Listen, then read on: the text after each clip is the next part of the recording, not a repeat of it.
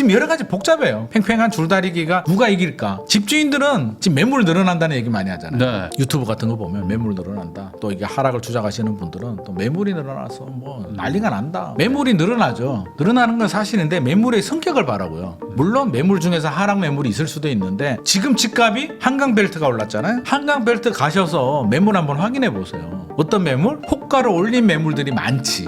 그러니까 차익 실현을 노리는 집주인들. 하락 거래가 아니라고요. 그러니까 지금 안 팔면 안 될 것 같아. 네. 빨리 가격을 저렴하게 급매로 팔아야 될 것 같은 매물이 아니라고요. 더 문제는 2026년? 나 2026년 자료 보면 미쳐버릴 것 같아. 이거 어떡하지? 지금 뭐 7,000원? 약간 다르지만 7천 중반대를 얘기하는 10,000호가 안 되는 건 확실한 사실인 것 네. 같습니다. 아니 이게 20,000호, 40,000호도 오르는데 10,000호가 안 되면 네. 어떤 문제가 생기냐? 매물도 문제인데요. 매매 가격도 문제인데 전세? 전세가 어쩔 거야?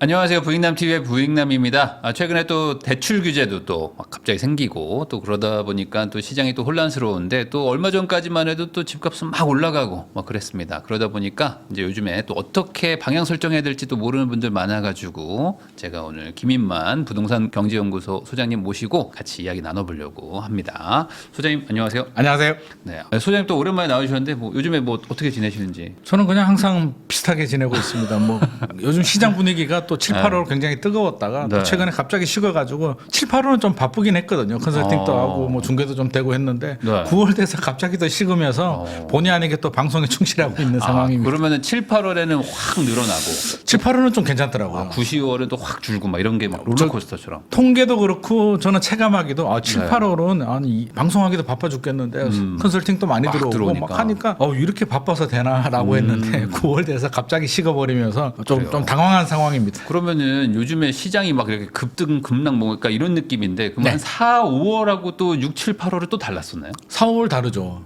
4월, 5월 약간 꿈틀꿈틀 되는 분위기였고 6, 7, 8월은 달렸고 네. 9월은 갑자기 제가 볼 때는 한 4월 수준으로 갔고 10월은 3월 수준으로 돌아간 것 같습니다. 이게 그 등산하는 느낌? 네. 아니 그러면 보통 그래도 일반적인 어떤 상식이랄까 이런 네. 거는 그래도 좀 천천히 뭐 좀 달궈지는 느낌도 있을 텐데 네. 지금은 거의 뭐 확 롤러코스터? 바뀌었네요. 옛날 에버랜드 T 익스프레스 타는 느낌? 뭐 그런 느낌을 받고 그러면은 있습니다. 막 6월, 7월에 막 사람들이 막 거래량도 막 팍팍 뛰었는데. 7월 거래량 미쳤죠. 네, 그거 혹시 왜 그랬다고 혹시 생각하세요? 7월 거래량이 아마 8,800건 거의 네. 9,000건 가까이 나왔는데 이게 엄청난 거래량입니다. 이게 왜 엄청나냐면 우리 2020년, 2021년에 이제 연끌하고 네. 다들 막 난리가 났을 때 10,000건 넘은 거래가 2달 있었거든요. 근데 그때는 실수요자들도 사고 네. 투자자들도 들어오고 대한민국이 뭐 거의 상승기의 정점을 찍던 시절이잖아요. 10,000건 넘은 달이 2달 있었고 8,000건 넘은 달은 그다음부터 없습니다. 네. 근데 8,800건이 넘버 3인데 이게 이번 시장의 특징이 실수요자들 움직이잖아요.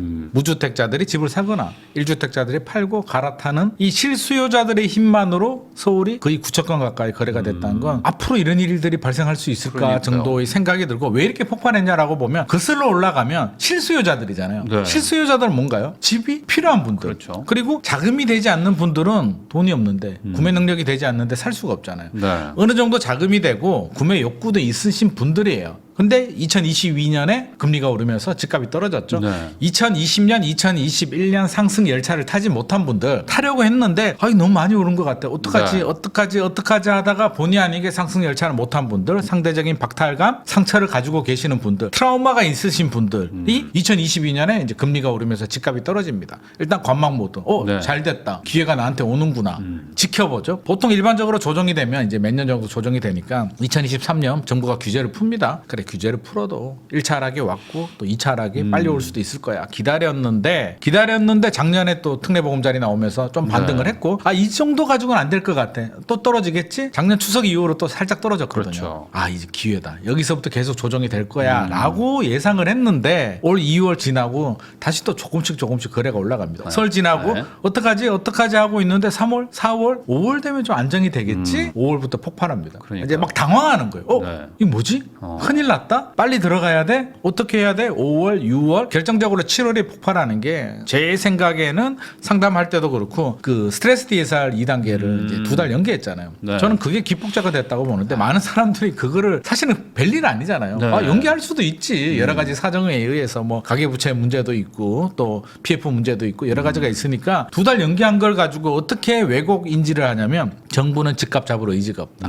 각자 도생을 해야 되는구나. 네. 아, 정부는 잡을 의지가 없고 그냥 올리기를 바라는구나라고 이제 단정 짓습니다. 네. 그러니까 어떻게 해야 돼요? 각자 도생해야 되면 지난 시간에도 제가 말씀드렸듯이 게임 이론에서 네. 내 친구보다 내가 그렇죠. 먼저 움직여야 어차피 살 거라면 빨리 사야 된다. 이제 경기가 시작돼. 스타트. 네. 총소리가 울린 거예요. 마음의 총소리가 빵 달려. 그러니까 서로 달리니까 뭐 7월 뭐 엄청난 거래량 거의 6월 7월이 아마 거의 2020년 맞아요. 2021년 실수요자 입장에서는 네. 멘탈이 나간 상태고 8월 되니까 또 막 대출 규제 막는다 그래. 막 더 몰려서 난리가 났는데 7월 8월 많이 거래가 됐거든요. 그리고 실제로 가격도 많이 올랐잖아요. 수도권, 지방 모든 지역이 다 올라간 건 아니고 서울도 이제 한강벨트 네. 위주로 뭐 강남 3구, 마포, 성동, 뭐 동작, 강동구 정도 진짜 한강벨트 위주로 뭐 전고점 가까이 또는 뚫은 지역들도 있습니다. 네. 올라갔죠. 올라가서 여기서 또 고민이 돼요. 아, 이거 따라가도 되나? 아, 전고점을 아래라면 전고점까지 우리가 간다는 거는 한번 왔던 길은 쉽게 가거든요. 네. 고기도 먹어본 사람이 맛을 안다고 한번 갔던 길은 쉽게 가는데 이제 전고점을 뚫고 새로운 상승장이 시작될 것인가 아닌가는 또 다른 관점인데 여기서 이제 고민되죠. 아, 이거 좀 기다려야 돼, 말아야 돼라고 하는데 마침 또 강력한 대출 규제가 나오니까 이참에 쉬어갈까라고 해서 지금 관망 모드로 들어가고 거래량은 지금 많이 떨어진 상태입니다. 그러면은 이제 소장님 말씀을 뭐 정리하면은 한 1년에서 1년 반 정도 기다렸던 어떤 수요들이 폭발하는 거죠. 약간 애매하다가 야 이거 아닌 것 같다 해서 그냥 4, 5, 6에 막 몰려왔다. 자금력이 이렇게 가야 되고 되는군요. 집을 사려는 구매 욕구가 있으신 분들, 능력이 안 되시는 분들은 아직도 준비가 안 된 상태이고요. 생각해 보면 2022년에 거래량 많이 떨어졌잖아요. 네. 집값 떨어지. 거의 2023년, 뭐, 네. 2023년 또 작년에 주간 변동 그래프를 보면 이렇게 상승 곡선에서 내려갔지만 거래량을 보면 작년 2023년 거래량이 뭐 3천 건, 4천 건 정도밖에 되지 않아요. 네. 지금 거래량 정도밖에 되진 않습니다. 그 얘기는 사려는 분들이 안 샀다는 거예요. 2년 동안 안 사고 있던 분들이 지금 터졌기 때문에 그렇게 생각해 보면 이상한 일은 아니다.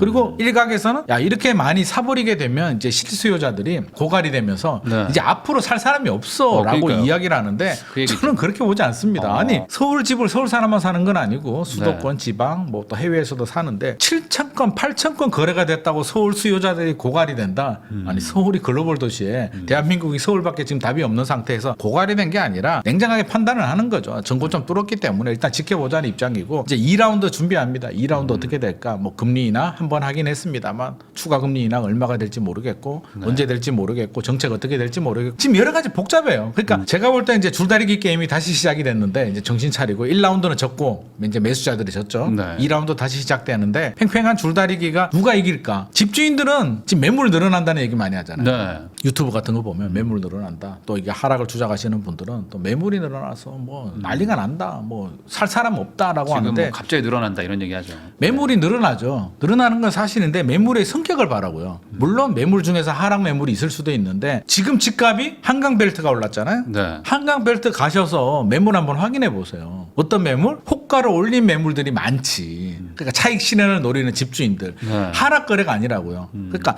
지금 안 팔면 안 될 것 같아. 네. 빨리 가격을 저렴하게 급매로 팔아야 될 것 같은 매물이 아니라고요. 그러면 예를 한번 들어보면 잠실 헬스가 27억이 이제 전고점이었습니다. 네. 2021년에. 최근에 28억 넘었죠. 헬리오시티도 23억 8천이 최고점이었는데 24억 넘었습니다. 네. 물론 로얄동 로얄층이 이제 먼저 최고점에 도달하잖아요. 그러면 비로얄 등도 따라갑니다. 네. 우리도 28억, 29억 호가 부릅니다. 그런 호가의 매물들이 늘어나는 거죠. 거래 되려면 되고 안 되면 뭐 내가 아쉬워? 네. 일단 던지고 보는 건데 그 던지고 보는 매물이 늘어난 걸 가지고 매물이 늘어나니까 집값 떨어진다라고 얘기해 버리게 되면 물론 미분양이 많은 지방이라든지 수도권 외곽 지역들은 하락 매물들이 늘어날 수도 있습니다만 한강벨트는 그렇지가 않다. 지금 우리가 문제가 한강벨트잖아요. 네. 한강벨트가 문제인데 한강벨트의 매물을 가지고 이야기를 해야지 전체 뭐 전국이라든지 서울 전체를 가지고 얘기해버리면 학교 다닐 때도 뭐 반평균이 80이면 공부 잘하는 친구는 95점 100점이고 못하는 친구는 60인데 평균을 가지고 뭐 이렇게 얘기하는 것 저는 평균은 참고 자료일 뿐이지 지금 우리는 90점 이상의 점수를 가진 친구들을 분석을 해야 되는 한강벨트를 가지고 우리는 분석을 해야 된다는 거죠. 그러면 이제 말씀하신 것처럼 이제 그 어떤 좀 약간 상대적으로 좀 상급지 좀 살기 좋은데 이런 데들 위주로 보면은 그 매물은 늘어났지만 이제 실거래가 대비 더 높은 호가들만 지금 계속 쌓여가는. 그래서 거래가 안 네. 되잖아요. 그러니까 거래는 안 되고. 거래가 잘 되려면 이제 매수자 매도자들의 의견 네. 일치잖아요. 합의가 돼야 되는데 자 매도자들 집을 팔려는 분들은 일단 호가를 올립니다. 그럼 거래되면 땡큐고 안 되면 말고 네. 식으로 일단 올립니다. 그럼 매수자 입장에서는 이 호가를 따라가면 거래가 성사되는 거고요. 이제 네. 상승 거래가 되는 건데 지금 따라가기에는 부담스럽잖아요. 단기간에 너무 급등을 했고 대출 규제도 구매 능력에 제한도 네. 받고 뭐 예를 들면 집주인들 매도자들이 28억에 올리면 매수자들은 나는 한 26억이면 살래라는 반응을 보여주고 있거든요. 서로 이게 갭이 벌어지잖아요. 네. 그러니까 거래가 안 되는 거지. 집값이 떨어질 것 같아 집주인들이 하락에 베팅을 한다라고 하면 26억으로 내려가죠. 26억이 그러겠죠. 내렸으면 거래량이 늘어나요. 그러니까 매물만 보는 게 아니라 매물과 거래량을 같이 그러니까 상승할 때는 매물도 늘어나면서 거래량도 늘어나니까 매물이 줄어드는 거고 하락할 때는 매물이 늘어나는데 따라서 이게 가격을 내려서 급매물로 되니까 네. 또 거래를 하니까 매물은 줄어드는데 매물이 늘어난다는 얘기는 거래가 안 된다는 얘기고 서로 바라보는 산이 다르다. 그럼 아무래도 그 매수자들 입장에서는 기존에 이제 직전 실거래가도 이제 좀 신경이 좀 쓰이고 그러니까 시죠. 내가 뭐 25억인데 내가 26억 주고 산다는 게 좀 약간 심적으로 이건 이게 내가 어렵잖아요. 어렵죠. 네. 내가 이걸 따라가야 되는 그러니까요. 그러니까 이제 뭔가 좀 계기도 생겼기 때문에 좀 관망인데 네. 이러다가 누가 26억의 호가를 이제 사주면 다시 그러면 또 가나 보다 달라져. 하고 가는 거고 네, 분위기에 여기서 따라서 25억 5천에 누가 또 팔리면 이제 매도자가 조금 이제 쫄리나 보다 뭐 이런 굉장히 거잖아요. 정상적인 흐름이고요. 우리 누구라도 마찬가지잖아요. 가지 않은 길을 가기는 굉장히 두렵거든요. 네. 갔던 길은 쉽게 갑니다. 그러니까 전고점이 갔던 길이잖아요. 갔던 길은 쉽게 가는데 이제 가지 않은 길을 가야 됩니다. 우리 심리적으로 따라가고 싶거든요. 따라가고 싶은 심리. 횡단보도도 기다리다가 한 사람이 움직이면 따라가잖아요. 네. 빨간불인데도 따라가잖아. 따라가고 싶은 심리지 우리가 1등으로 내가 선도자가 되고 싶은 마음은 우리가 별로 없어요. 그런 사람들은 한 10% 정도밖에 되지 않거든요. 네. 그러니까 이제 전고점을 뚫었는데 이걸 누가 뚫고 가는 거야. 일단 지금 막 보는 거야. 내 친구가 뚫나? 누가 좀 뚫어줬으면 좋겠는데 또 한 마음은 안 뚫었고 떨어지면 내가 더 좋겠다. 여러 가지 마음이 공존하는 상황이기 때문에 지금은 이제 눈치 작전. 한번 흐름이 결정되면 한 3개월에서 6개월 가거든요. 그러니까 9월 10월, 11월, 12월, 1월, 2월 설 지나고 상황은 저는 좀 달라질 것이다라고 생각을 합니다. 그러면 여기서 이제 두 종류가 있는 거잖아요. 설 네. 지나고 나서 이제 매도자가 좀 포기를 하든지 아니면은 뭐 매수자들이 포기를 하고 이제 따라가서 사든지 둘 중에 하나일 텐데 네. 어찌됐든 아까 말씀해 주신 거는 그 매도자 입장에서는 살 테면 사고 말라면 말라는 약간 호가를 지금 높이고 있다는 거는 네네. 반대로 안 팔아도 그만이라는 거면은 지금 매도자 입장에서는 시장의 어떤 분위기를 좀 좋게 본다. 두 번째로 뭐 보유하는데 큰 부담이 없다. 이런 거라고 좀 봐야 될까요? 이미 급한 사람들은 2022년, 2023년에 대출이자 부담이 되시는 분들, 네. 빨리 팔아야 되는 분들은 2년의 시간이 있었어요. 이미 팔 수 있는 시간이 있었기 때문에 상당히 정리를 했고 이제 중요한 거는 우리 주식도 마찬가지고 부동산도 마찬가지고 이제 기대감이잖아요. 네. 기대감과 불안감이 이제 존재를 하는데 불확실성, 불안감이 커지게 되면 급매로 던지게 되고요. 기대감이 크면은 이제 버티게 되는데 불안감이라고 한다면 무슨 불안감이 있을까요? 지금 2022년 4분기, 2023년 1분기 같은 경우는 사실 금리가 한국은행 기준금리가 3.5%인데 3.5%가 그렇게 두려웠을까요? 저는 그게 두려운 게 아니라 불확실성. 야 이게 이런 식으로 가면 도대체 얼마나 가는 거야? 앞이 안 보여. 계산이 안 될 때. 계산이 안 될 네. 때, 예측이 안 될 때 우리는 불안감을 느끼게 되고 불안감을 느끼면 이제 금매로 던지게 됩니다. 네. 3.5%라고 한국은행이 미리 얘기해 줬더라면 야 우리 올리는데 3.5%에서 멈출 거야 라고 확실히 답을 해줬으면 금매로 안 팔죠. 3.5%의 계산기 두들겨 보면 한번 버텨보자. 1, 2년 그렇죠. 버텨보자인데 이게 불확실성 때문에 던지는 건데 지금 무슨 불확실성이 있나요? 저는 아무리 봐도 2025년에 불확실성? 네. 어떤 불확실성? 불확실성이 아니라 예상치 못하는 변수는 있을 수는 있죠. 네. 그게 뭐냐면 미국이 갑자기 금리를 다시 올린다. 정부가 갑자기 강력한 규제로 서울 전체를 규제 지역으로 묶어버린다. 대출 규제를 스트레스 DSR 뭐 4단계가 도입해서 아예 대출을 막아버린다. 이런 예상치 못하는 상황이 발생하게 되면 또 다른 방향으로 갈 수가 있는데 그거는 예상치 못하는 변수이고 우리가 예상치 못하는 변수를 가지고 예측할 수는 없잖아요. 예상할 수 있는 변수를 생각해 보면 금리 인하될 가능성이 훨씬 더 높을 것 같은데 그렇죠? 네. 첫 번째 집주인 입장에서 먼저 매도자 입장에서 생각을 해보자고요. 금리 인하 가능성이 높아. 올해는 한 차례 정도. 저는 이제 올해는 추가 인하하기는 현실적으로 좀 어려울 것이다. 11월 미국 대선도 네. 있고 미국도 쉽지 않을 것 같고요. 여러 가지 의견이 있는데 내년에 두 차례 정도는 뭐 적어도 인하하지 않겠습니까? 미국이나 한국은행이나 네. 그러면 중금리 정도는 갈 수가 있다. 한 차례 정도는 지금 대출 금리는 더 올랐잖아요. 가상금리 올렸는데 네. 기준금리가 0.25 두 번이면 0.5%포인트 50bp 정도 내려가면 아무리 가상금리를 올려도 현실적으로 대출금리 내려갈 그렇죠. 수밖에 없고요. 네. 은행들도 이제 태도가 달라집니다. 올해야 영업실적을 9월 이전에 다 채웠거든요. 네. 8월까지 폭발해서 이미 지점장들, 우리 본부장님들, 임원들 실적 달성 다 했고 나 올해 이제 그냥 놀아도 성과가 나오는 상황이기 때문에 아무런 문제가 올해 없는데 장사 끝났죠. 올해 장사 네. 끝났는데 금감원장이 불러서 똑바로 좀 해. 관리 좀 해. 네, 알겠습니다. 당연히 말 들어주는데 2025년 새해가 됐는데 금감원장이 불러서 야 대출 좀 계속 막아야 될 것 같아. 무슨 소리야. 내 성과급이 중요하지. 그렇죠. 국가가 중요해? 대출 문턱이 낮아집니다. 그러니까 금리가 내려가는데 이것도 똑같은 거잖아요. 얘도 금리 내릴 것 같고 나도 내릴 것 같고 내가 먼저 내려야지만 영업이 되는 근데 거니까. 분명히 이제 우리나라 시중 5개 은행이 있고 이금융권이 네. 있는데 또 먼저 내리는 은행이 반드시 나오거든요. 그러겠죠. 그러면 또 KBN에서 뒤따라가야 되고 예전에 막 농협 이런 데서 막 갑자기 막 풀고 막 이런 것들이 있었거든요. 내년에도 저는 농협이 먼저 내리지 않을까 개인적으로 네. 생각을 하고요. 자, 집주인 입장에서 기준금리 인하 가능성 높죠. 일단 뭐 합리적인 생각입니다. 두 번째 입주 물량? 네. 입주 물량이 늘어날까요? 뭐 당장은 뭐 쉽지 않죠. 네. 쉽지 않아요. 네. 그러니까 올림픽파크 포레온 물량이 12,000세대를 가지고 그걸 올해로 잡으면 올해가 3만 호가 넘는 거고 그걸 내년으로 2월 시키면 내년이 3만 호가 넘는 건데 올림픽파크 포레온을 빼버리고 나면 실제로 물량이 그렇게 많지 않아요. 그냥 2만 네, 2만 세대도 2만 안 되죠. 정도. 거의 뭐 2만 세대 정도 잘해야 중반 정도밖에 안 나오는데 문재인 정부 시절에 4만 6천 호, 4만 7천 호, 많게는 4만 8천 호 조사기관에 따라서 차이는 있습니다만 그래도 집값 올랐거든요. 네. 그거 반토막인데 공급 물량 부족하죠. 더 문제는 2026년? 그러니까 나 2026년 자료 보면 미쳐버릴 것 같아. 이거 어떡하지? 지금 뭐 7,000호? 약간 다르지만 7천 중반대를 얘기하는 만호가 안 되는 건 확실한 사실인 것 네. 같습니다. 아니 이게 2만호, 4만호도 오르는데 만호가 안 되면 네. 어떤 문제가 생기냐? 매물도 문제인데요. 매매 가격도 문제인데 전세? 전세가 어쩔 거야? 뛸 확률이 높죠. 집값은 여러 가지가 결정을 하잖아요. 금리도 결정하고 입주 물량도 결정하고 집주인이 매물을 내놓는 매물 수도 중요하고 또 정책도 중요하고 또 다른 변수들 뭐 여러 가지도 봐야 되는데 전세는 굉장히 단순한 논리잖아요. 실수요자들의 시장이기 때문에 공급 물량이 많으냐 적으냐 특히 입주 물량에 직접적인 영향을 주는데 7,000호면 이거 전세 가격 안정이 될 수가 있을까요? 불가능하다? 지금도 전세 가격 올라가잖아요. 네. 최근에 공식 하나 깨졌잖아요. 물량 앞에 장사 없다가 이제 공식 네. 올림픽파크 그러니까요. 포레온이 믿었던 저도 이제 실수한 게 올 초만 하더라도 올림픽파크 포레온 강동구에 12,000세대가 나오니까 강동구는 전세 시장이 좀 안정될 것 같다. 전세를 원하시는 분들은 강동구를 눈여겨보셔라고 네. 제가 말씀드렸는데 저희가 좀 머쓱해질 정도로 강동구 전세 가격이 올라가네. 2018년 말 2019년 헬리오시티 9,510세대 입주장이 나왔을 때 전용 네. 84가 뭐 4억 7천 막 이렇게까지도 떨어졌잖아요. 한 6개월 정도 한시적이지만 떨어졌는데 저는 올림픽파크 포레온 또 입주를 앞두고는 떨어질 거야. 한 6개월 전부터 떨어져야 되는데 안 떨어지더라고요. 아 입주를 앞두면 물량이 몰릴 거야.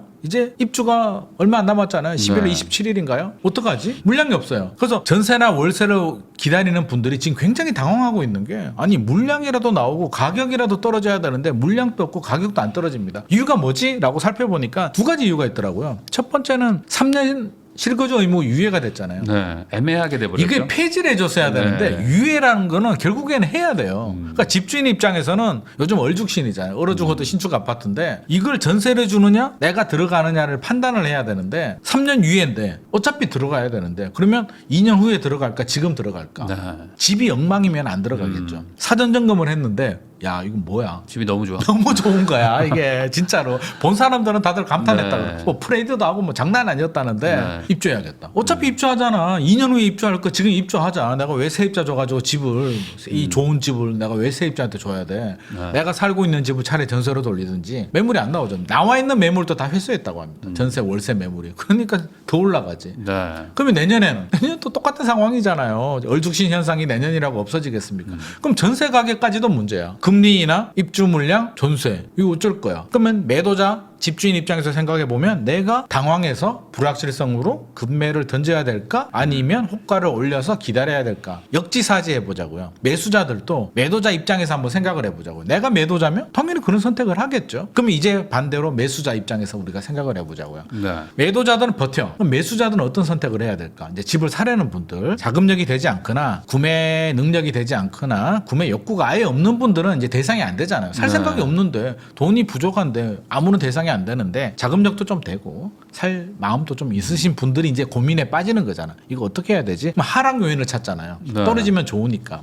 하락 요인은 이제 찾아야 되는데 하락 요인이라고 한다면 첫 번째 하락 요인은 대출 규제. 9월 이후에 올해도 이제 주춤하니까 내년에도 대출 규제로 집값이 네. 안정되지 않을까라는 생각을 첫 번째 하고 있고 두 번째는 집값이 너무 높지 않나? 소득 대비 집값이 너무 높아. 결국에는 조정돼야 되는 거 아니야라는 당위론. 이게 이제 무기거든요. 이 무기를 가지고 이제 용기를 얻어서 버틸 용기, 기다려야 되는데 사실 기다리는 사람이 승자잖아요. 매수자가 안 사면 네. 매도자들도 팔아야 될 사람들은 결국에는 가격을 내리게 할 되죠. 수밖에 없는 상황은 항상 있으니까. 결국 버티는 사람이 저는 승자인데 누가 끝까지 버티느냐. 그 버틸 힘이 누가 강하냐라고 했을 때 자, 매도자 입장에서는 우리가 여러 가지 논리들 있잖아요. 논리를 장착하고 급한 사람도 아니고 일단 버텨보는데 매수자 입장에서는 이제 심리적으로 굉장히 지금 코너에 몰려 있단 말이에요. 이게 2022년에도 이렇게 조정되다가 올랐고 올해 2024년 또 조정되다가 다시 또 이렇게 올랐고 내년에도 이거 계속 이렇게 조정이 될까? 떨어질까에 대한 불안한 마음을 가지고 있는데 대출 규제에 앞서서 우리가 간단하게 이야기를 했죠. 제가 볼 때는 대출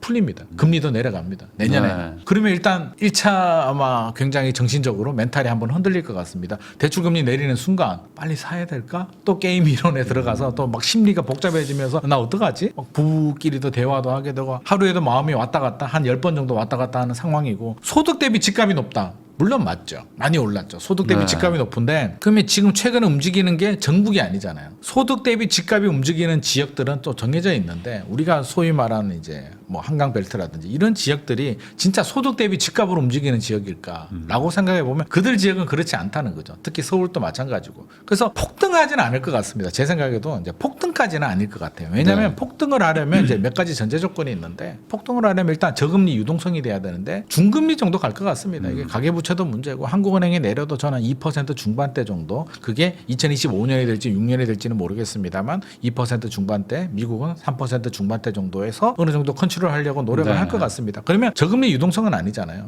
큰일이 아니라면 그 정도 가지고 폭발적으로 늘어나기는 앞서서 말했듯이 소득 대비 집값이 사실 높은 건 맞잖아요. 뭐 60억 거래가 됐다 그러는데 상식적으로 납득도 잘 안 되고 그렇게 바라본다면 폭등 가능성은 없는데 그러면 집을 사려는 분들이 폭등을 기대하고 사지는 않잖아요. 그렇죠. 뭐 내가 산 거보다만 올라라 뭐 이런 거니까. 그렇죠. 내가 산 것보다는 오르고 떨어지지는 않았으면 좋겠다. 네. 결국에는 올라가겠지. 장기적인 우상향은 우리가 다 알고 있으니까 결국 올라가는데 내가 샀으면 떨어지지 않았으면 좋겠다라는 소박한 꿈을 가지고 있는데 결국에는 저는 매수자들이 더 불안하게 코너에 몰릴 것이다. 소득 대비 집값도 이제 그 통계적인 얘기고 실제로 그게 부동산이 우리 논리적으로 잘 설명이 안 되는 네. 비교 거래 사례법에 적용이 되면 사실 이게 논리적이지 않잖아요. 예를 들어서 대표님 이제 빌딩 하시지만 꼬마 빌딩 같은 경우도 원가법 적용하면 땅값에 건물가 하면 어느 정도 답이 나오잖아요. 아니면 수익 환원법 해서 수익률 몇 퍼센트의 네. 적정 가치. 아파트가 이런 식으로 계산이 안 되잖아요. 원밸리를 원가법에 계산해 보세요. 원밸리 땅값에 그렇죠. 건축비 따져보면 그게 어떻게 60억이 나와. 땅값이 그게 얼마인데요. 대지지분 몇 평이라고. 네. 아무리 계산해도 그렇게 안 나오거든요. 30억도 안 나올 거거든요. 그럼에도 비교거래 사례법에 하면은 계산 거래가 되는 게 비논리적인 게 아파트 시장이기 때문에 아파트 시장은 결국엔 논리적으로 접근할 수 없는 우리 상식으로 접근할 수 없는 시장이라고 보여집니다. 그리고 아무래도 이제 말씀하신 어떤 서울의 좀 고가 아파트 쪽은 이제 단순히 소득으로 산다기보다는 기존에 자산도 있는 분들이 또 이제 자산에 소득을 얹어가지고 사는 거기도 하니까. 본인 능력과 부모님 능력. 네, 부모님 능력도 있고 결혼하면서 갑자기 뭐 양가에서 받기도 하고 뭐 별의별 일들이 있으니까 네. 단순히 소득 대비로 하기는 또 애매한 부분도 있다. 이게 참 양극화가 심각한 게 최근에 예식장 가보시면 네. 대표님도 예식장 많이 가시겠지만 예식장 가보면 최근에 뷔페 예식장을 잘 안 가본 것 같아요.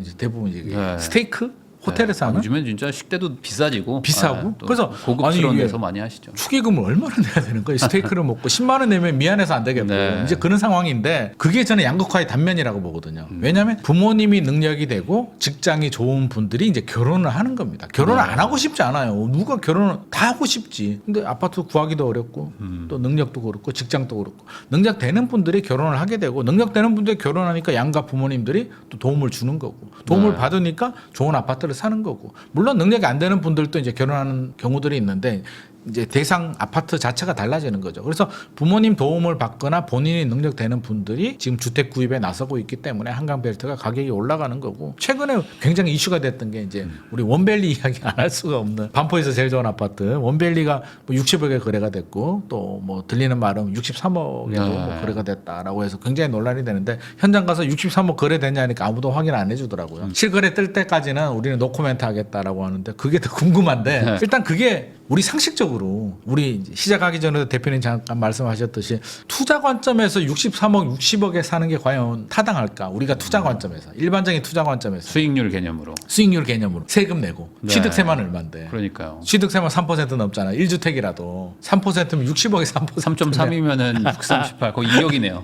취득세만 뭐 2억을 네. 내야 되는 상황인데, 일반적인 상식에서는 맞지 않죠. 종부세만 해도 그렇죠. 1년에 몇천만 원씩 네. 내야 되는데, 팔 때도 양도세는 어쩔 거야. 장기 보유 특별공제 받으려면 10년 그렇죠. 보유해야 되는데, 맞지 않은데, 그 어떤 분들이 사냐면 정말 능력 되시는 분들. 그러니까 1억, 2억, 3억, 5억 오르는 게 중요하지 않은 분들. 야, 나는 가장 좋은 아파트를 사고 싶은데 만약에 65억의 매물이 나왔더라도 저는 65억 거래가 됐다고 보거든요. 1억, 2억이 중요하지 않으니까. 왜 네. 그러냐면 2022년으로 저는 기억을 합니다. 제가 전화 한 통을 받았는데, 이제 뭐 돈 좀 있으신 지방에서 사업하시는 분입니다. 회장님이 전화 와서 이제 연결이 돼서 이제, 근데 고속버스 터미널 옆에 이제 지방에 사시는 분들은 터미널이 굉장히 중요하기 때문에 네. 그 터미널 옆에 그 공사하는 아파트 있잖아. 네. 그러더라고. 그 원밸리잖아요. 아, 원밸리요? 그 원밸리예요. 레미안 원밸리요. 그 우리 아들 하나 사줬잖아. 이러더라고. 그래서 뭐지? 그때 한 30억 정도 한 것 같습니다. 조합으로. 네. 아니, 30억 아파트를, 그 서울에서 제일 좋은 아파트라며? 그거 우리 아들 그냥 집 그 제일 좋다고 해서 하나 사줬어. 아, 이 지방에 계시니까 물정을 잘 모르니까 가장 높은 가격에 샀구나. 속으로 네. 그렇게 생각했죠. 지금 생각하니까 그분이 승자네. 네, 잘 사신 거죠. 잘 잘 사신 생각해보면. 뷰 안 나오는 물건들도 지금 50억 네. 이상 부르고 있기 때문에 30억이면 20억 벌었네? 돈이 있는 분들이 더 벌었네? 이게 그러니까 논리적으로 상식적으로 이해가 안 되는 부분이고, 그분이 그러면 50억 60억 갈 걸 예상하고 샀겠습니까? 저는 그렇지 않다고 보거든요. 그냥 필요하니까 산 거거든요. 네. 그러니까 그런 시장은 그냥 필요해서 사는 거라고 저는 생각을 합니다. 필요하니까 사는 거고, 압구정도 마찬가지죠. 그 매덕 올라가는 개념으로 압구정을 살까요? 그게 10억 20억 하던 아파트도 아니고 지금 가격에서 이미 올라버렸잖아요. 뭐 전용 84가 50억 이상 되는데 50억 이상을 계산으로 투자 관점에서 접근하기는 어렵다. 그냥 본인이 능력이 되거나 부모님이 능력되는 분들. 뭐 제가 들은 얘기는 또 어떤 돈 많은 부모님이, 아마 수천억 자산가인 부모님이 우리 애 집 하나 사줘라고 네. 했답니다. 그래서 컨설턴트 따님을 불러서 원하는 데가 어디시냐, 원하는 조건을 좀 말씀하시면 제가 한번 알아봐 주겠다라고 하니까 그 현대백화점 그거 밥 먹으러 가기 좋으니까 그냥 편하게 현대백화점 다니기 편한 아파트 아무거나 찍어주세요. 논리가 그런 논리. 네. 그러니까 한마디로 요즘 그걸 슬세권이라고 하자. 슬리퍼 신고 이용할 수 있는. 투자 가치가 얼마, 대지 지분이 얼마, 재건축 진행 상황이 얼마가 중요한 게 아니라 현대백화점 편하게 이용할 수 있는 거 아무거나 사줘봐요. 그런 논리로 접근하는 시장이기 때문에 이걸 우리가 일반적인 논리로 접근하면 안 될 것 같습니다. 네.